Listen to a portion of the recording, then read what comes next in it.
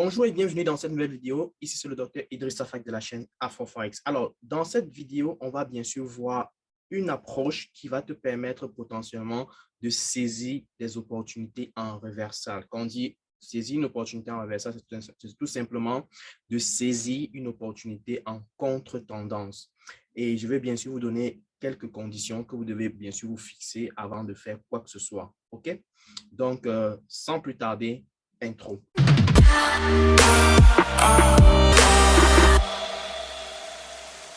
Pour toute chose, je voudrais donner la chance ici à chacun de vous de pouvoir gagner jusqu'à la somme de $100 afin de pouvoir commencer à constituer son capital de trading crypto forex. Et pour cela, tu as trois choses à faire. La première chose, est bien sûr de t'abonner sur cette chaîne YouTube Afro Forex et bien sûr cliquer sur la cloche de notification pour ne rien rater. La deuxième chose, c'est de pouvoir nous dire en commentaire la raison pour laquelle tu t'intéresses au trading, bien sûr. Et la troisième chose, c'est de pouvoir partager ceci dans au moins 10 groupes Facebook, WhatsApp, Telegram et bien sûr, liker cette vidéo. Je vous souhaite tout simplement bonne chance et on va se dire à tout de suite. Alors, comme je disais tantôt, dans cette nouvelle vidéo, on va essayer de voir comment est-ce que l'on peut identifier des opportunités en contre-tendance, quels sont les outils qu'on va devoir utiliser et quels sont les éléments à considérer potentiellement. Mais avant de démarrer la vidéo, je tiens à préciser ici que vous êtes sur la chaîne Afro Forex et sur cette chaîne, nous partageons du contenu relatif au trading, à l'économie, finance et business. Donc, si tu n'es pas encore abonné à la chaîne, je t'invite bien sûr à t'abonner, n'est-ce pas? À partager ceci au maximum à tes amis, tes proches, tes frères, tes soeurs, ton cousin, n'est-ce pas? Qui aimerait bien sûr développer des projets ou alors apprendre à faire du trading ou alors apprendre les finances de marché afin de pouvoir gagner de l'argent avec de telles possibilités. Et donc, du coup, je t'invite à partager ceci au maximum, à liker la vidéo, à cliquer sur la cloche de notification, à t'abonner bien sûr à la chaîne pour ne pas rater les prochaines vidéos qui vont sortir sur la chaîne. Publions du contenu 4 fois par semaine et nous avons bien sûr des lives les dimanches et les mercredis potentiellement en fonction de nos disponibilités. Mais ne rate surtout pas le live de dimanche pour pouvoir saisir les opportunités de la prochaine semaine. Donc voilà. Sans plus tarder, on va devoir démarrer notre vidéo. Alors, comme je disais tantôt, dans cette vidéo, on va essayer de saisir les opportunités en contre-tendance. Et quand on dit contre-tendance, c'est plutôt aller dans le sens contraire de la tendance principale. Et là, du coup, il est question ici, bien sûr, de pouvoir identifier des opportunités de retournement. OK? Quand on dit retournement, c'est que le prix était en train peut-être de monter, n'est-ce pas? Le prix était peut-être en train de monter et puis soudainement, il change de tendance, il change de direction. OK? Alors, pour cela, on va devoir utiliser deux outils principaux. Le premier outil, c'est les bandes de Bollinger, n'est-ce pas? Les bandes de Bollinger. Donc, les bandes de Bollinger ne sont rien d'autre qu'un outil permettant de pouvoir détecter, n'est-ce pas, pas mal d'informations. Ça nous permet, de pouvoir avoir la tendance globale sur le marché en temps réel, mais aussi de savoir, en fait, quelles sont les marges possibles dans lesquelles le prix pourrait évoluer. Donc, actuellement, par exemple, vous pouvez voir sur ce graphique autour du prix, il y a, vous pouvez remarquer que le prix est dans une bande, n'est-ce pas?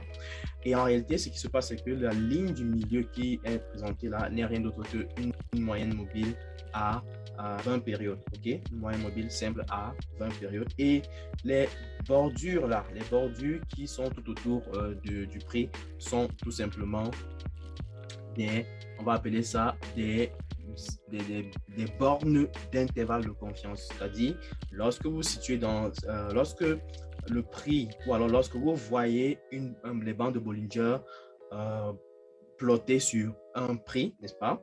On va tout simplement dire qu'il y a 95% de chances à ce que le prix reste dans ces bandes-là, de manière statistique, d'un point de vue statistique, bien sûr. Donc, lorsque vous voyez une telle représentation graphique, on va le dire, on va tout simplement interpréter cela en disant que 95% de chances le prix va être entre ces bandes-là. Okay? Ce sont des bandes qui sont calculées d'un point de vue statistique. L'idée ici, ce n'est pas de vouloir vous montrer les formules statistiques, non, mais plutôt comment est-ce que vous faites usage de cet outil-là pour pouvoir profiter au maximum des marchés. Okay? Donc, l'idée ici, on va donc faire usage non seulement des bandes de Bollinger, n'est-ce pas? Et l'idée, et lorsqu'on dit qu'à 95% de chances, les prix vont rester entre ces bandes, ça doit simplement dire que Lorsque, par exemple, on va sortir des bandes comme ça, là, on s'attend à ce que la sortie ne traîne pas longtemps à l'extérieur des bandes. OK? Et on s'attend à ce que le prix retourne entre les bandes, entre ces deux zones-ci. OK? Entre ces deux bornes-là. Et vous voyez qu'au fur et à mesure qu'on évolue avec le prix a tendance à rester pour longtemps dans les bandes. Et donc, lorsqu'il y a sortie comme ici, ça retourne dans les bandes. OK? Donc, l'idée, c'est de pouvoir donc saisir les possibilités de saisir les opportunités telles que lorsqu'il y a sortie des bandes comme ça, on est prêt en fait à pouvoir saisir la vente ou l'achat en fonction de la sortie. Donc, s'il y a par exemple sortie vers la bande supérieure, on s'attend à saisir des opportunités à la vente. Si on a sorti sur la bande inférieure, on s'attend à saisir les opportunités à l'achat. Mais pour pouvoir faire cela, on va devoir combiner notre stratégie à des supports résistance. OK? Donc, un peu comme ici. C'est-à-dire, on va combiner en fait la bande supérieure avec un support résistance statique. OK? Et donc, du coup, ce qu'on va faire, c'est quoi? C'est qu'il faut s'assurer que, OK, s'il y a sortie de la bande et que au même moment, dans la zone de sortie, on observe que nous sommes sur un support résistance solide, n'est-ce pas? On peut donc se permettre de saisir une opportunité à la vente, un peu comme ici. C'est-à-dire, là, on a un support résistance significatif, n'est-ce pas? On a un support résistance significatif. On a une légère sortie de la bande quelque part ici et on coïncide bien sûr avec un support résistance et la sortie s'est faite sur la bande supérieure. Donc, ce qu'on attend, bien sûr, c'est qu'il y ait rapidement un retournement vers le bas. Voilà pourquoi on peut donc saisir une opportunité à la vente ici et vous voyez comment le prix est descendu bien plus bas. Donc, si on saisissait par exemple cette opportunité ici, on se serait retrouvé avec un risk-reward qui est plutôt assez intéressant. D'accord? Alors, pour cette stratégie, bien sûr, vous pouvez rester en unité de temps supérieure. À l'occurrence ici, en échelle de temps, par exemple, 1 heure ou 4 heures. Et ça vous permettra bien sûr déjà de saisir pas mal d'opportunités, que ce soit en swing ou en day trading. Vous voyez que le phénomène s'est répété ici. Sortie de la bande supérieure et ensuite coïncidence avec la moyenne mobile, pardon, coïncidence avec le support résistance et on voit comment le prix a chuté, n'est-ce pas? Il a chuté pour aller rechercher la bande inférieure. Donc du coup, dès lors qu'on voit de telles situations, on peut se permettre de saisir l'opportunité, n'est-ce pas? Et donc rester dans un contexte où on est profitable. Pareil encore ici, par exemple, on voit que le prix est sorti ici et on est quasiment sur une zone de support résistance, n'est-ce pas? Dès que le retournement commence à se manifester comme ça, on entre dans le marché, n'est-ce pas?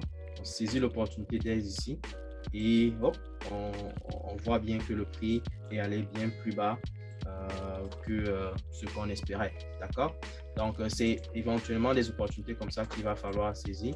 Donc, en général, ce type de stratégie est bon lorsqu'on on observe des ranges, par exemple des séries de ranges comme ça là, et qui en fait nous permettent de pouvoir bien sûr s'assurer que bon, ok, on n'est pas sur une forte tendance et donc du coup il y a des chances que le retournement se fasse très rapidement.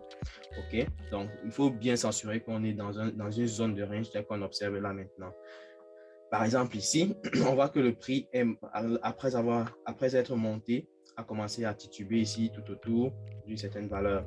Et donc, du coup, par exemple, lorsque la sortie s'est faite ici, on pourrait se permettre de saisir l'opportunité. Bien entendu, il faut considérer d'autres critères. Je ne vais pas évoquer tous ces critères ici, mais par contre, vous pouvez faire le travail parce que vous êtes des traders, donc vous devez faire le travail pour chercher d'autres informations également. D'accord?